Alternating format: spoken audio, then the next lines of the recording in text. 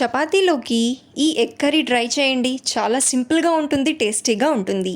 ముందుగా ఉల్లిపాయల్ని ఇలా చాలా సన్నగా కట్ చేసుకోవాలి.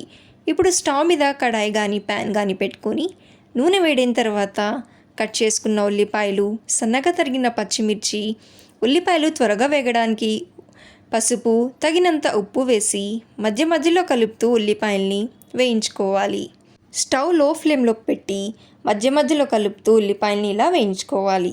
ఇప్పుడు కోడిగుడ్లను వేసుకోవాలి. వేసిన వెంటనే కలపకుండా ఒక 2 నిమిషాలు ఉడకనివ్వండి. కోడిగుడ్లు 2 నిమిషాలు ఉడికిన తర్వాత ఒకేసారి కాకుండా ఇలా మెల్లగా కలిపి మరో 5 నిమిషాలు ఉడకనివ్వండి. ఇప్పుడు గుడ్లు ఉడికి బాగా ఫ్రై అయిన తర్వాత తగినంత కారం వేసి మరో 2 నిమిషాలు ఫ్రై చేసుకొని లాస్ట్లో కరివేపాకు వేసుకోండి. ఆ ఫ్లేవర్ చాలా బాగుంటుంది. ఈ విధంగా ఒకసారి చపాతీలోకి ట్రై చేయండి, చాలా టేస్టీగా ఉంటుంది.